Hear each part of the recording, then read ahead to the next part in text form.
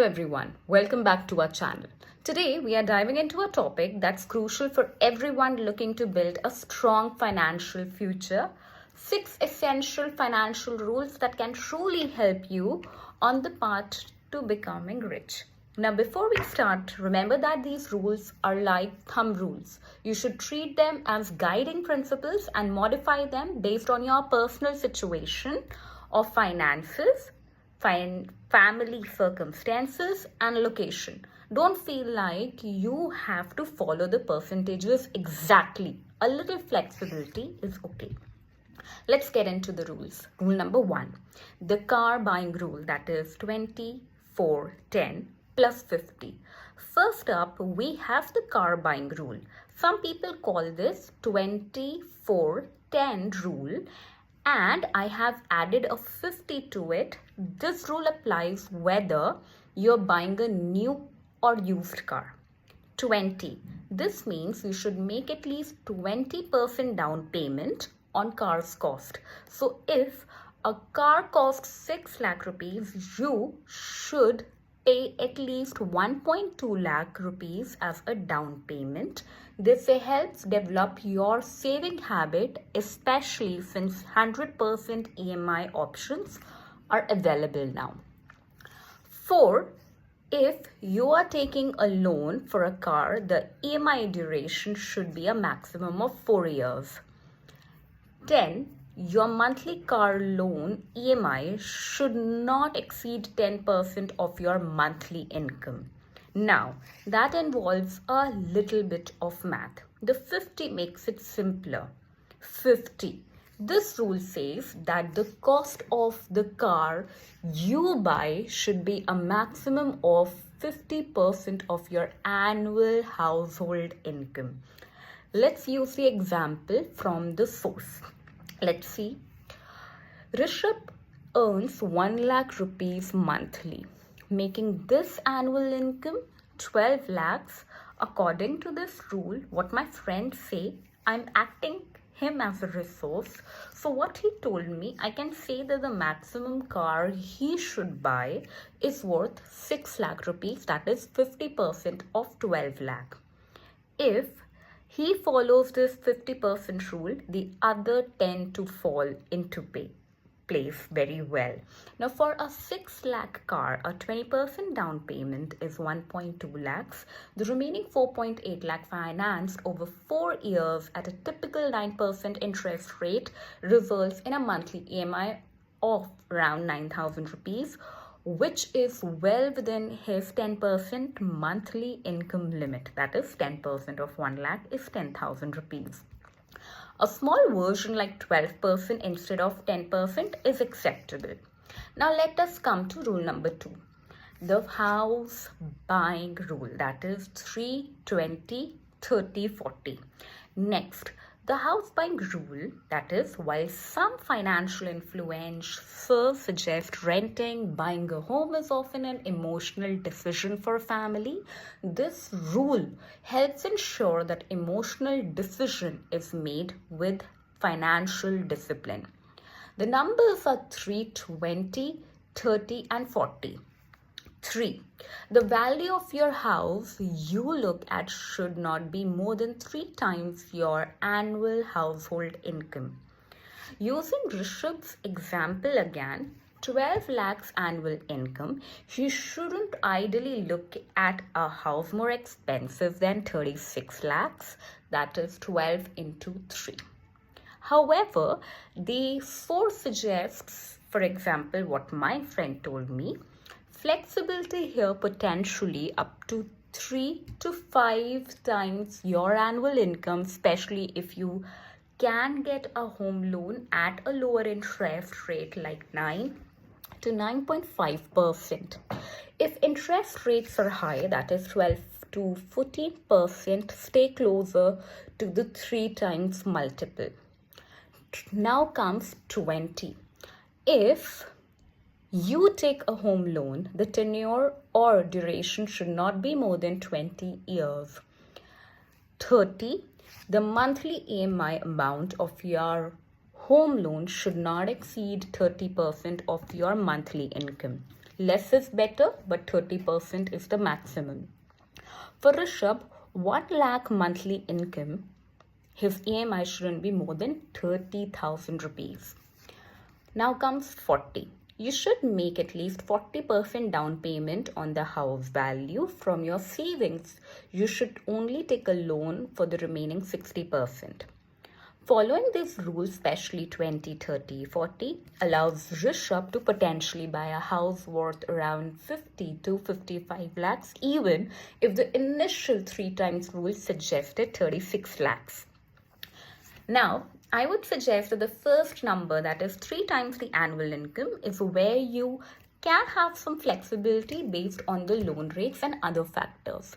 Now comes rule number 3, the buy rule, that is term insurances, emergency fund before investment. Now, this is a crucial rule, and I would acronym it as BUY, that is the term insurance, health insurance, and emergency fund before investment. Financial emergencies happen, especially when you can't work. T, term insurance.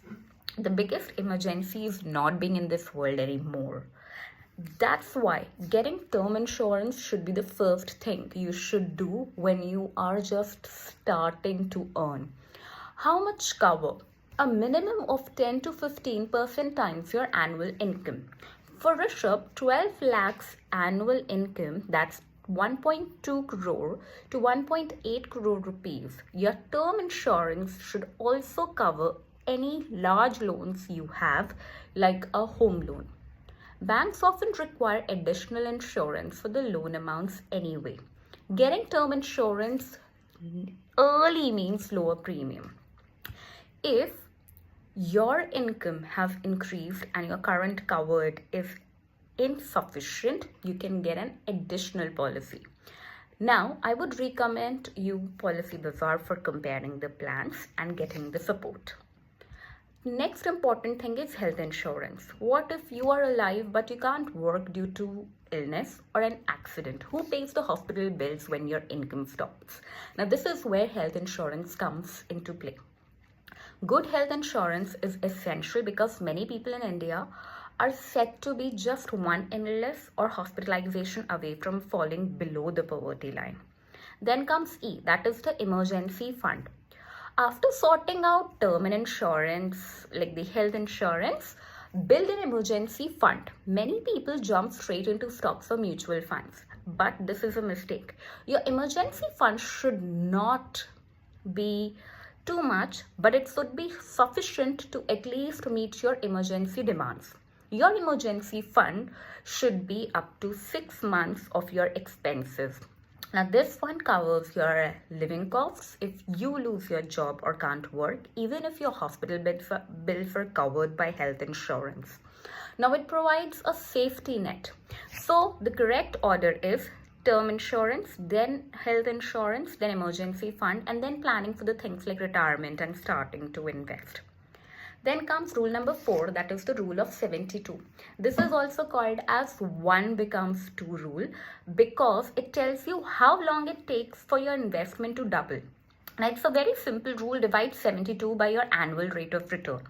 If you get a return of say 8%, like on an FD, your money is going to double in 72 divided by 8, that is 9 years.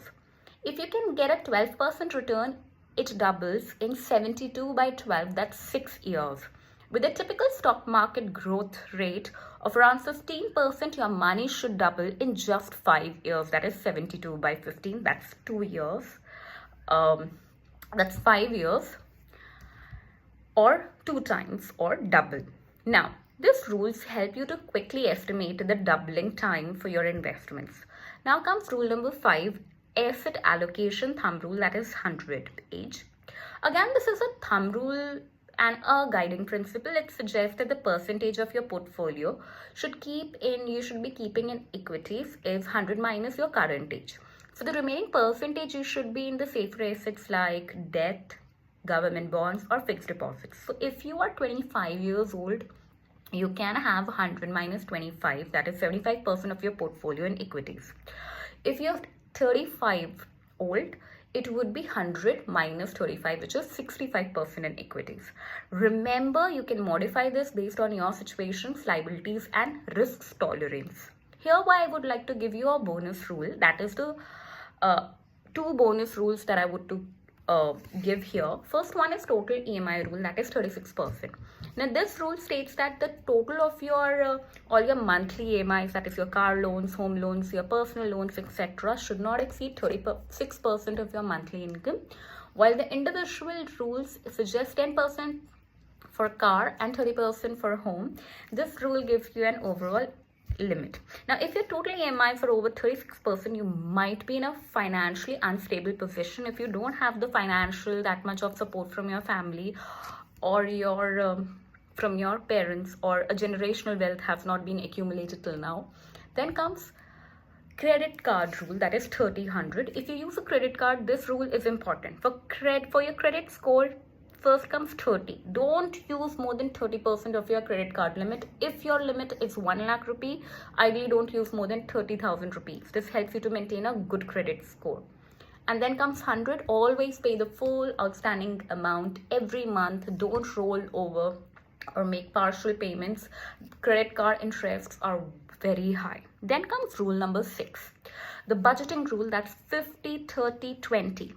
Finally, a fundamental rule for managing your money day to day, the 50-30-20 budgeting rule, 50% for the needs. This portion of your income should go towards essential expenses like rent, school fees, food, medicine, and fuel. For example, I took an example of Rishabh. So 1 lakh monthly income, he needs to be generally be covering within 50,000 rupees. Second thing comes 30% needs. This is a non-essential spending like travel, eating out, or even higher education and learning. Up to 30% of your income can be allocated here. Then comes 20% for investment, for savings. So make sure that at least 20% of your income should be saved. Now you can modify this on the basis of your aging situation and also the number of dependents that you have. If you're young with fewer responsibilities, like a bachelor in a shared room, your needs percentage might be lower, allowing you to increase your savings percentage significantly. And this helps you to build a good corpus for the future responsibilities like family and children. In conclusion, I would like to say that there are 6 financial rules, and I've mentioned 2 bonus rules that can guide your financial decisions. By following these rules, you can build a stronger financial foundation and work towards your wealth goals. Let me know if you have anything to mention in the comment box. And if you haven't sorted out your term and health insurance, check out the various policies mentioned on policybazaar.com, and then you can just compare them and select the best for yourself. Have a good day ahead. All the best.